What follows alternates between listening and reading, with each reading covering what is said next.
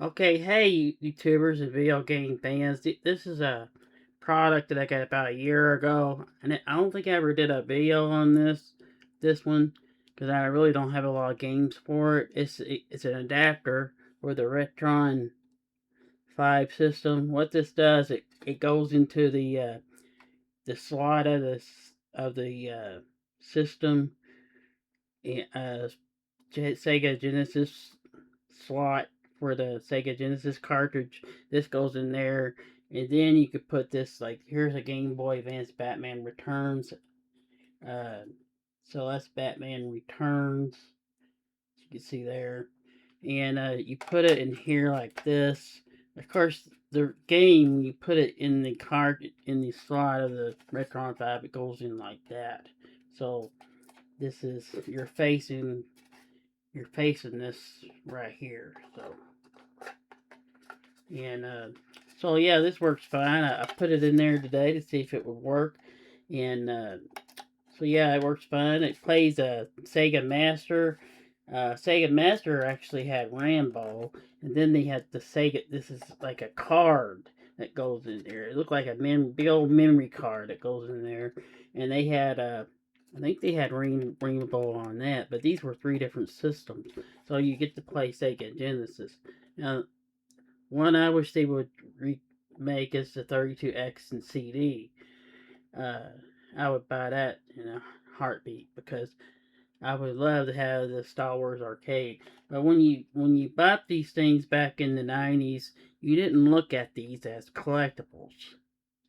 Uh, they weren't considered collectibles because you would play them and you get tired of them, and you would trade them for another game, or if you got tired of the system and the new system came out, then you would trade for that.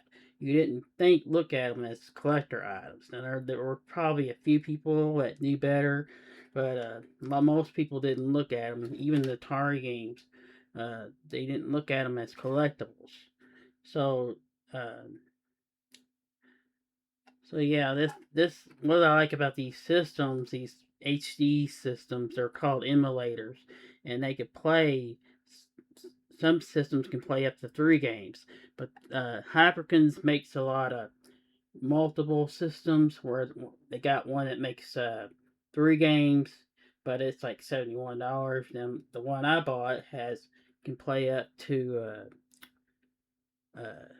4 games and 3 Game Boy games, different Game Boy games. So that's 4. And then you got this here that could play 3 games on this, but you can't plug all these in the same. Have them all plugged in.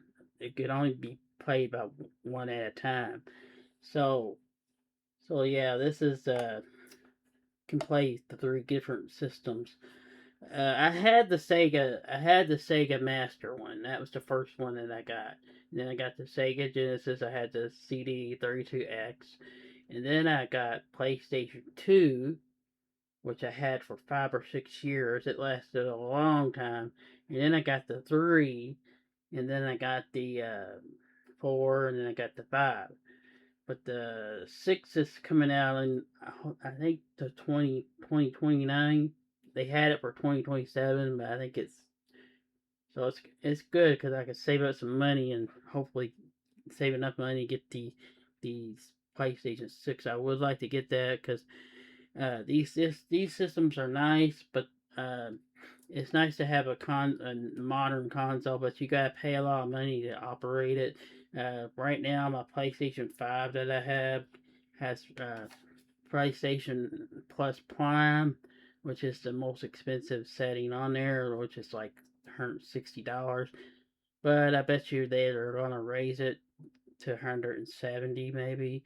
But I hope they don't do that for a while. But probably will, just like everything goes up. I think even the regular PlayStation Plus game they raised, so that's the worst case scenario.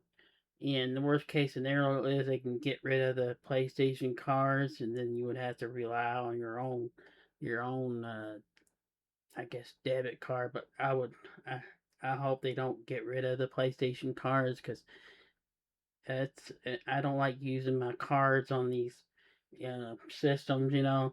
I did pre-order the Neo Geo, which was a system that came out back in the 1990s, but it was probably one I didn't get because it was probably like, I think I saw it online, the original ones for $700, so it was probably $700 or $800 at the time.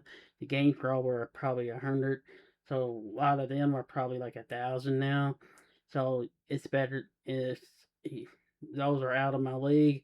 So I saved some money and I bought a Amazon gift card and was able to get my Neo Geo. It's all paid for and pre-ordered.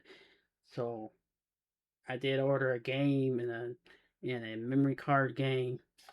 So I do like these old classic cartridge-based systems, and this is a kind of a new system, and everybody's excited about it. But I heard that they're having some issues uh, ordering it on the official site of the company, and some of the bundle orders weren't. Something was going on with the bundle orders that I saw a video about it, and but they say you could still order on Amazon. They still have all the games and stuff on there that's still ready to pre-order. So so this is a system. Another system I might get this year is the Evercade system, and I do have a little preloaded one that I bought, a little tiny one. It's a preloaded one. You can plug it on your TV. It's got like 200 games on it, and I do have some handheld pocket ones, and but they do have cartridge games. They do have a system that takes cartridges and also a handheld. I probably get the handheld first, and then get the system. This is Evercade. They even make the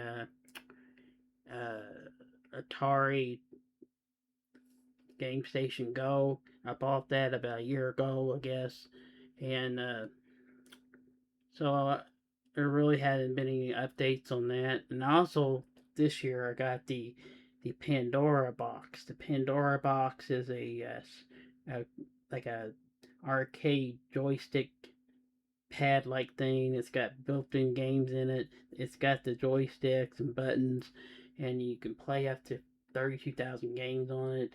There's just no way you could play every one of them, I'm sure. But so yeah, this is a little great little gadget. It's $50, and I wish they would maybe do an adapter one for the 32X or the Sega CD. That would be great. But I think to do the Sega CD, they would have to have a separate machine for that because it's a CD. And so yeah, I love these systems because you can play your games on your big screen TVs, and they like the Atari 2600 Plus and the Pac-Man edition. There is one called the 7800 one, but they all look very authentic looking to the originals, but they're smaller and they work on the big screen TV. Now the Pac-Man edition one, I bought that about a couple of months ago, uh, but it can play the any game but the PlayStation, the Atari Plus. I put pole position 7800 pole position in it. The car didn't move. It wasn't working right. So when I plugged it in the Pac-Man edition version, it worked fine. So, but if you like Atari, I would get the other one. And they do have Atari called Atari Pro, I think it's called Game Station Pro or something. But it's just different than the Game Station Go. It's not considered a portable. Uh, doesn't have a screen on it. It just connects to your TV. It's got 200 games on it. But what I hated about the Atari Game Station Go is a lot of games that they kind of missed a lot of good games. A lot of them were knockoffs. So, but I do have the Warrior 64 and the Mega Retron HDs, which can play the Sega. This is my cheapest system, $69. So yeah, I'm into these now, and I got quite a bit of games. I got 33 Atari games. I got probably 6 64s. I got the 6 Super Nintendos, and I think I got six or seven in Nintendo NS. I got two Sega Genesis, and a Game Gear and a Game Boy Advance. So so I got more on Atari because they're more affordable, and so anyway, this is the adapter for the Retron, the Hyperkins Retron 5 console. Now, I would like to get the Sega Master one and the card that goes in here. I'm trying to get a lot of games that can go on my Retron 5. So yeah, I would recommend it. This was about $50. I plugged it into the Mega Retron HD one, but it didn't work. So, but it only worked in the Hyperkins Retron 5 one. They have a three game cartridge one, but this probably wouldn't work on it. So the system, it works pretty good. You gotta do an update. You gotta get a memory card in there, and what you do is put the memory card on your computer, and then you do the update, and then the firmware update, and it allows you to play the some of the Nintendo games. But I would recommend this. This is the best. This is nice to have. So thanks for watching. Subscribe, comment.